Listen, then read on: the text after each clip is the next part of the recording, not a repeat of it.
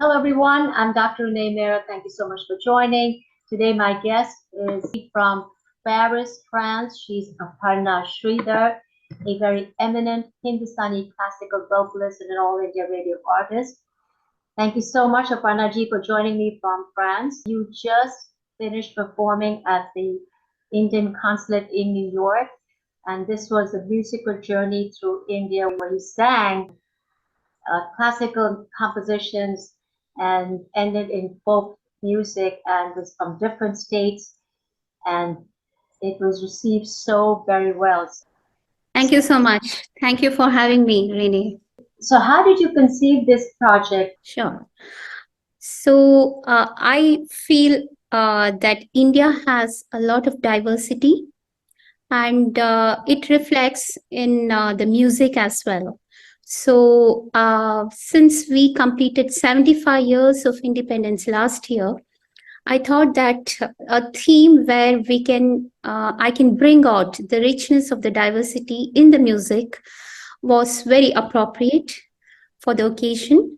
So I took on a musical journey starting from Maharashtra, going to Gujarat and down south to Karnataka, then Tamil Nadu, then to West Bengal, Rajasthan, and Uttar Pradesh. It was like, I think from Uttar Pradesh was the Damadam Kalanda. Yes. Yes. So this is something really fascinating, bringing different states and putting them through the Hindustani classical music compositions. So it gives a good feel to the audience about classical music at the same time about the popular songs from that state.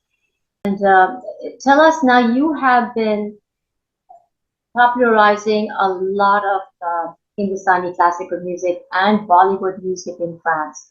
But I want to go back to your origins. You learned under Pandit Prabhakar Thapre and Srimati Vatsala Rao. That's right.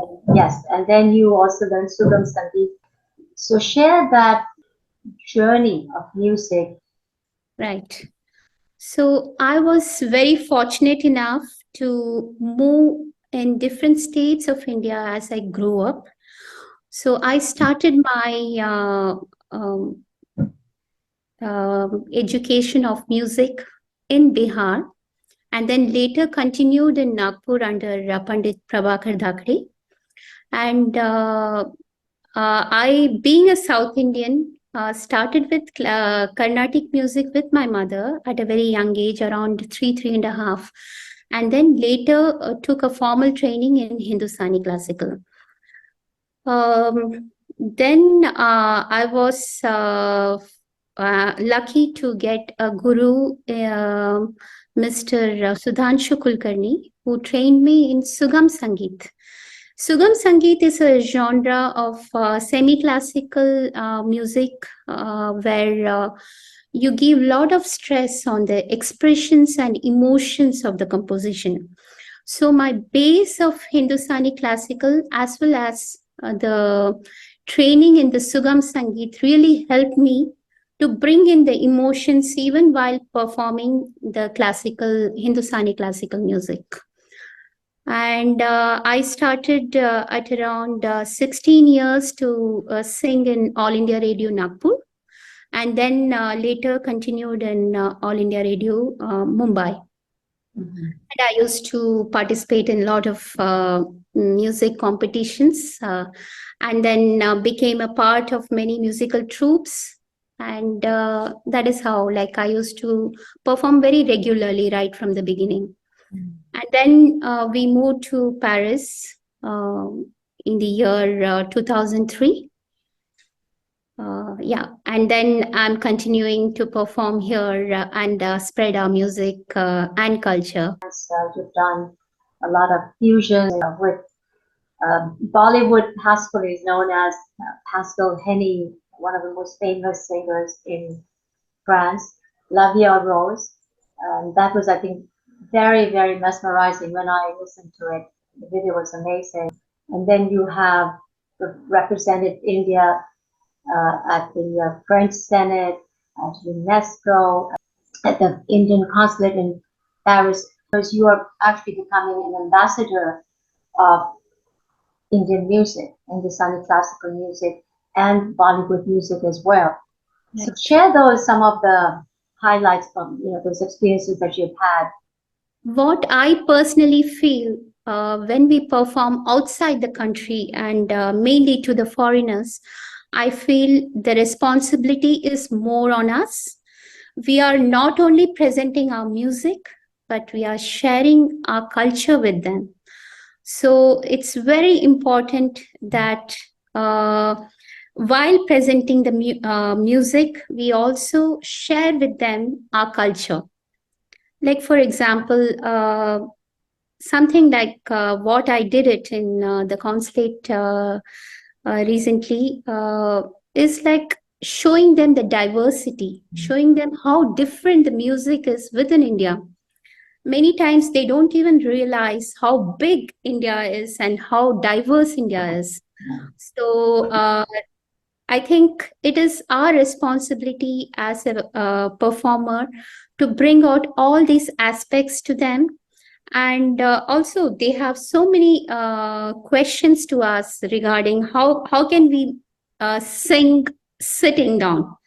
Generally, when you will see the opera singers, when they take a high note, they usually stand. Whereas in our Indian classical music, we sit down and sing. And then we don't use the head voice for the classical music. So these are some of the things which I really enjoy sharing with them and clearing all their doubts. Yeah, that's interesting. Because opera singers always standing, and we are always mostly sitting and singing. Nowadays, of course, concerts people stand and move around. That is mainly for the light music or Like Bollywood music, music, but where we otherwise, stand. we're sitting But down. yeah, Musical but instruments. classical music is always sitting down. You cannot be standing and singing. That doesn't make it. That's not the way it is. How was it singing LaVieenRose with French singer Pascal Henny? That's Yeah, a fusion. It's amazing. that was a wonderful experience. Recently, India and France completed 25 years of strategic relations with each other.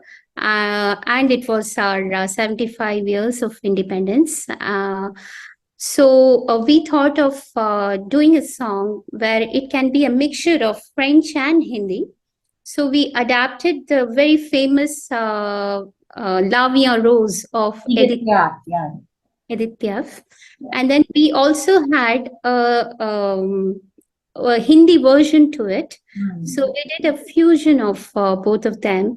And then there was a very big festival organized here in Sen Musical. It's a very beautiful auditorium in the Sen, River Sen. So we presented this song in front of the ministers, the French ministers, as well as the Indian ministers. So it was really great. Just take a couple of lines from there. Sure. My brothers in black, your power to bar, you alone you are. Madiden d'amor, de maudit tous les jours, et ça me fait quelque chose. Beautiful. It's an iconic song with great lyrics. And here you were doing this fusion, Hindi and French. So both sides of the continent, they appreciate and understand and respect the cultures and the diversity over here. That is very, very important. And then you have promoted Bollywood music as well. So it The happened. Constant Festival is in France, so yeah, a lot of Bollywood actors, they come there and celebrities. So here you are promoting that music as well. Yeah. So it was in the year 2005. when people in France slowly getting interested in the Bollywood movies, thanks to the great actors like Shah Rukh Khan and Aishwarya Rai, who really created a lot of buzz in Cannes Film Festival. So they were amazed with the colors and the dances of the movies.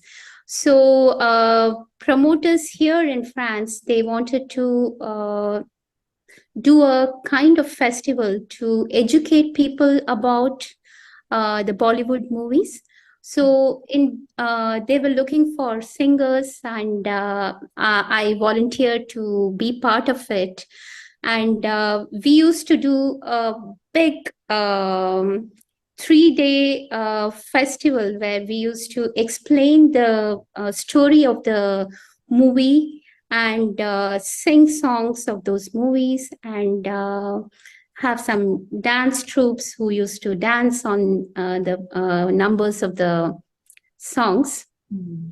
So that is how we started. And the producers like Yash Chopra used to come here to promote their movies, like for Veer Zara and other movies. They came personally to promote that.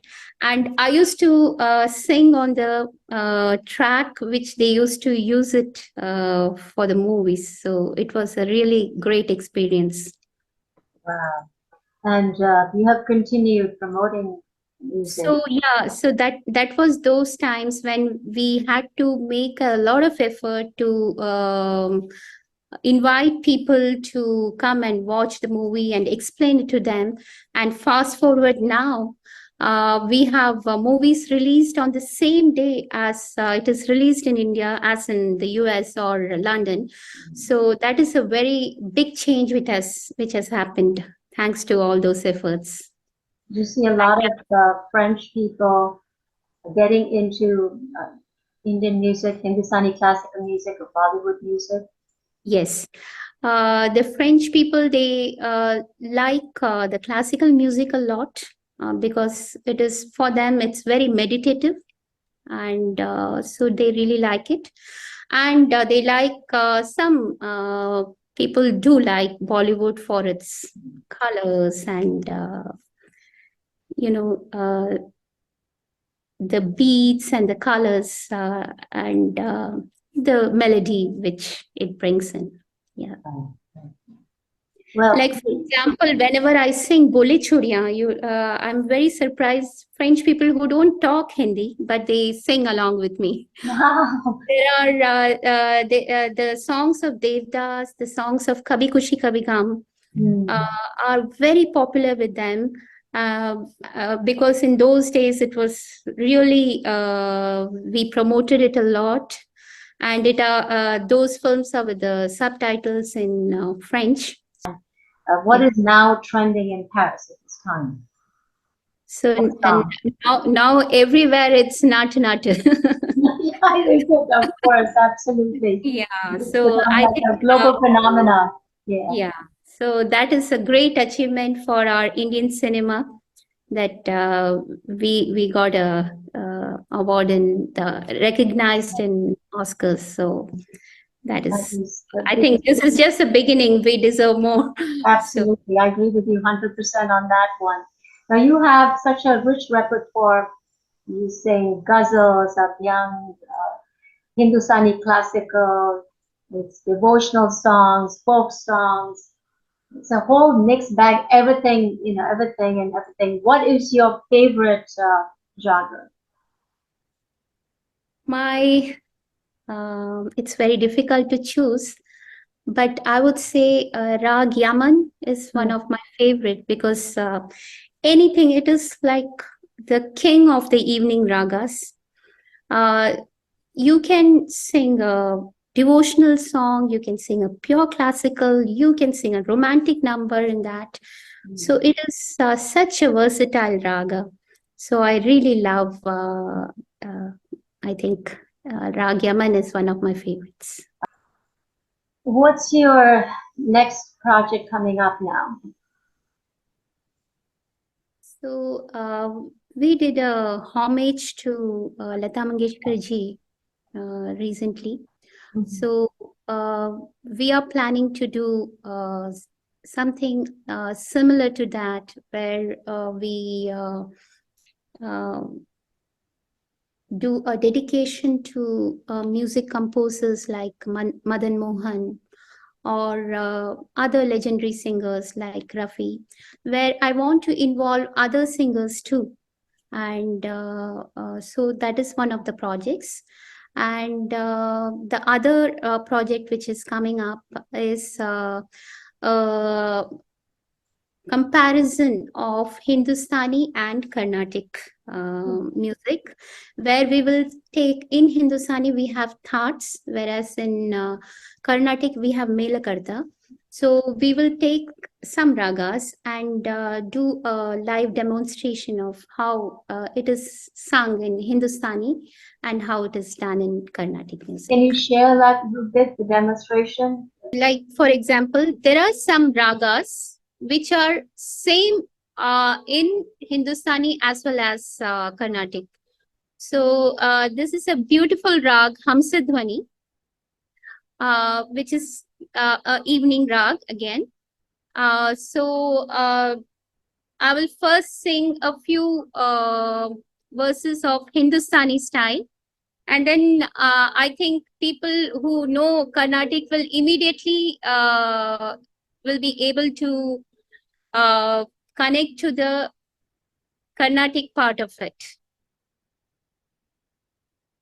Lage laganapati sakhi sana lage laganapati sakhi sana lage laganapati sakhi sana lage laganapati sakhi sana lage laganapati sakhi sana lage laganapati sakhi sana parama sukhanati anandana parama sukhanati anandana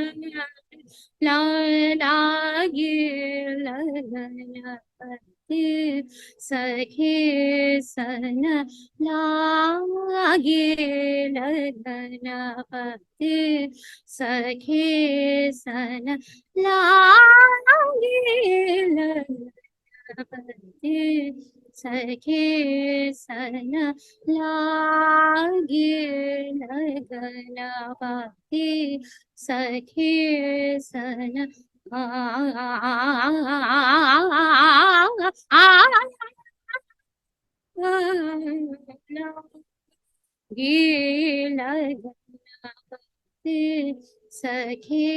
sana So this is the Hindustani side of it. And the very famous composition which is on the same raga in Carnatic is Vatapi Ganapatim Bhaje Ham Vatapi Ganapatim Bhaje Ham Vatapi Ganapatim Bhaje Ham Vatapi Ganapatim Bhaje Ham.